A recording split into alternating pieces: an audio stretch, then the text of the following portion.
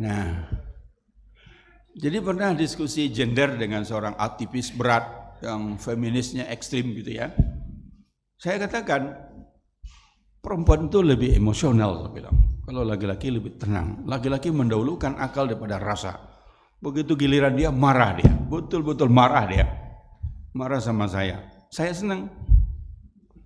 Tambah marah dia, tambah saya senang karena teori saya terbukti. Nah, akhirnya dapat giliran saya bicara sebagai katakan, nah benar kan teori yang saya sampaikan, perempuan itu memang emosional. Contohnya Anda sendiri. Kenapa Anda marah-marah? Ini kan diskusi. Lalu bilang, Ustaz benar kena tipu, saya cuma pura-pura marah kok katanya.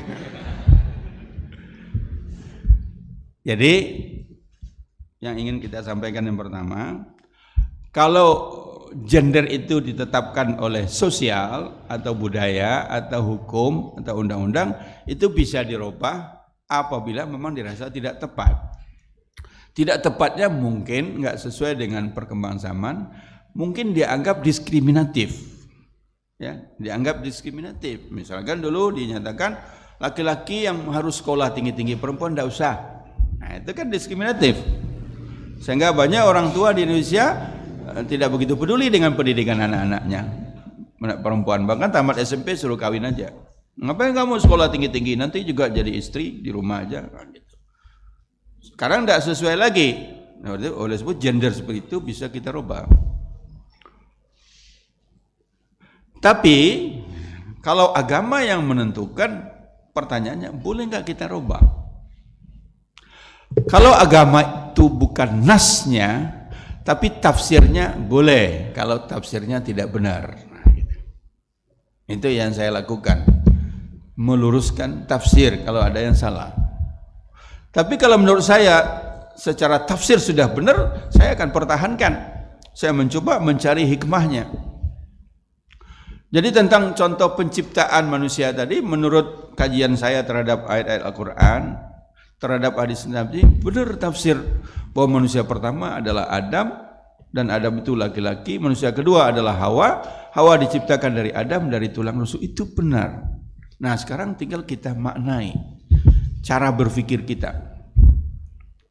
Kalau Rifat Hasan mengatakan inilah sumber diskriminatif, sikap-sikap diskriminatif terhadap perempuan, ini sumbernya. Kalau Fatimah Mardisi mengatakan ini hadis-hadisnya misoginis, hadis yang menghina, merendahkan perempuan. Kalau saya mengatakan cara berpikir Anda yang salah. Kenapa Anda mengatakan bahwa Adam diciptakan dari tanah, Hawa diciptakan dari Adam, itu lebih rendah Hawa? Kenapa? Siapa yang mengatakan lebih rendah? Jadi cara berpikir membeda-bedakan makhluk berdasarkan asal usulnya, itu cara berpikir iblis. Itu iblisiyah namanya, iblisisme. Kan begitu. Katakan kepada iblis, sujudlah kepada Adam. Ya. Wa iz qulna lil malaikati isjudu li Adama fasajadu illa iblisa aba wastakbara. Dalam banyak ayat dinyatakan, ditanya, kenapa engkau tidak mau sujud? Khalaqtahu min turabin aw min tin wa khalaqtani min nar. Engkau ciptakan Adam dari tanah, ciptakan kami dari api, dan api lebih mulia daripada tanah. Itu kan cara berpikir iblis.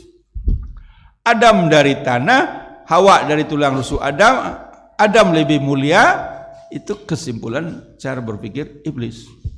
Iblisiyah itu. Jadi yang orang-orang yang rasis, yang apartheid, itu cara berpikirnya iblis.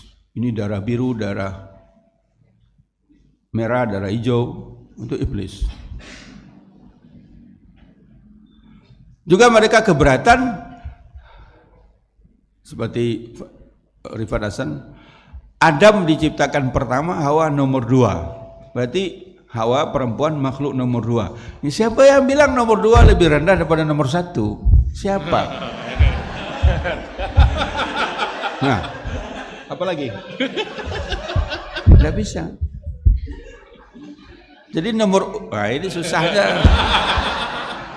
Padahal saya tidak mikir ke sana. Sensitif sekali kayaknya sekarang. Jadi Adam nomor 1, Hawa nomor 2. Siapa yang mengatakan nomor 2 lebih rendah dari nomor 1? Enggak ada. Mana yang lebih dulu diciptakan, iblis atau manusia? Duluan iblis. Apakah iblis lebih mulia daripada manusia? Enggak. Mana yang lebih dulu, malaikat atau manusia? Malaikat. Apakah malaikat lebih mulia daripada manusia? Belum tentu. Manusia bisa lebih mulia dari malaikat, tapi bisa juga lebih hina daripada iblis. Malaikat cuma nyuruh-nyuruh orang berbuat baik, bikin panti asuhan, tapi mereka tidak pernah bikin panti asuhan. Bikin masjid, tapi mereka tidak pernah bikin masjid. Setan juga begitu, nyuruh orang berzina, tapi setan tidak pernah jadi pelacur, tidak pernah jadi germo. Dia cuma nyuruh saja. Nah kalau gitu manusia, apabila malaikat dia ikuti, dia lebih baik dari malaikat. Tapi apabila setan diikuti, dia lebih buruk daripada setan. Kalau begitu cara berpikir. Nah maka saya mengajak berpikir yang positif. Positive thinking. Seandainya laki-laki itu diciptakan dari tulang kepala, perempuan dari tulang kaki, berarti perempuan memang diinjak oleh laki-laki. Seandainya perempuan yang tulang kepala, laki-laki yang kaki, berarti perempuan menginjak. Kalau laki-laki dari tulang depan, laki-laki di depan. Dari tulang punggung, laki-laki di belakang. Enggak, Islam menciptakan dari tulang rusuk, berarti di samping. Kalau begitu laki-laki dan perempuan berdampingan. Insania, kemanusiaan itu baru sempurna apabila dilaksanakan oleh dua makhluk ini, laki-laki dan perempuan. Allah tidak ciptakan dua bumi, tapi satu untuk berdua. Nah kalau di Arab sebagian dicoba untuk memisahkan dunia laki-laki, dunia perempuan, tidak bisa. Ya. Karena dunianya sama, tolong menolong. Nah, ini salah satu cara. Jadi kalau agama yang membentuk gender itu, kalau itu nas, nggak mungkin kita merubah-rubah.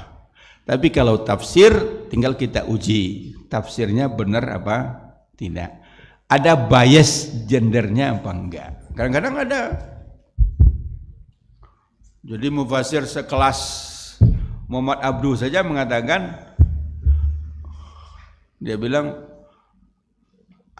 seperti ayam jantan dan ayam betina. Jadi laki-laki ayam jantan, perempuan ayam betina. Selamanya ayam jantan itu lebih cantik daripada ayam betina. Nah, coba, dia bilang mungkin Anda heran kalau saya katakan lebih cantik. Jadi bagi dia laki-laki itu lebih cantik, bukan tampan. Gitu. Tatkala membahas tentang ar-rijalu qawwamuna 'ala nisa, laki-laki jadi pemimpin terhadap perempuan, ada mufasir yang mengatakan, Al-Quran kan mengatakan dalam hubungan suami istri, ar-rijalu qawwamuna 'ala nisa, suami menjadi pemimpin terhadap istri. Jadi ar-rijal di situ suami, karena ini ayat rumah tangga, nggak bisa dibawa ke partai politik. Jadi P3 dulu menggunakan ayat itu untuk menolak Megawati jadi presiden, karena ar-rijalu qawwamuna 'ala nisa, kata P3. Tapi begitu Gus Dur diturunkan, Megawati jadi presiden, P3 mau jadi wakil presiden. Dia lupakan ayat ini. Nah.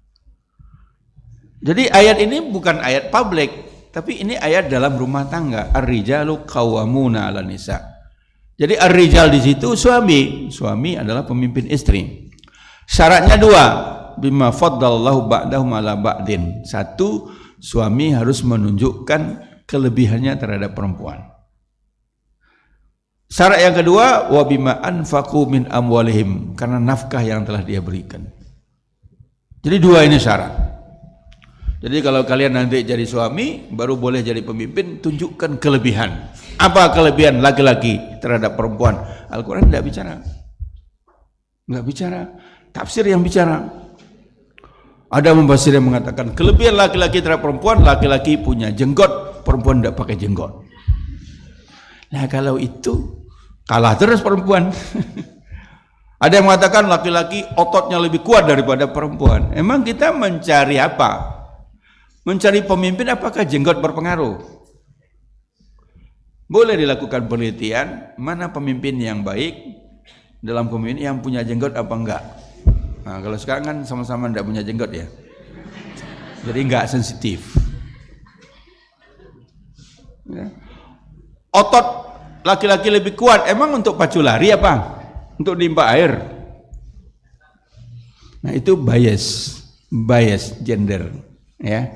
Mufasirnya laki-laki, kebetulan orang Arab pakai jenggot, dia bias. Sebagian besar mufasir mengatakan kelebihan laki-laki terhadap perempuan apabila antara rasio dan rasa bertentangan, laki-laki mendahulukan rasio, perempuan mendahulukan rasa.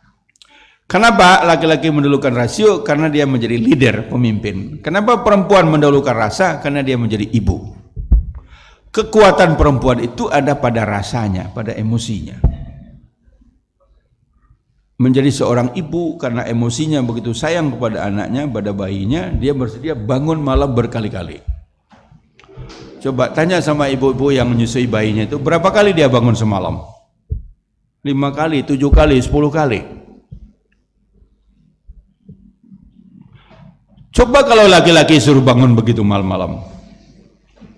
Mas, malam ini mas yang bangun ya. Ya, terbangunlah 3 kali aja. Besok tidak masuk kantor dia. Kenapa? Pusing. Nah, itu wanita kuat. Kalau dengan bayinya wanita menjadi kuat. Dia lebih kuat tidak makan daripada anaknya tidak makan. Kalau bapak-bapak enggak. Makan dulu dia. Kalau ada sisa kasih anaknya. Gitu ya. Ya. Kecuali bapak yang sadar gitu.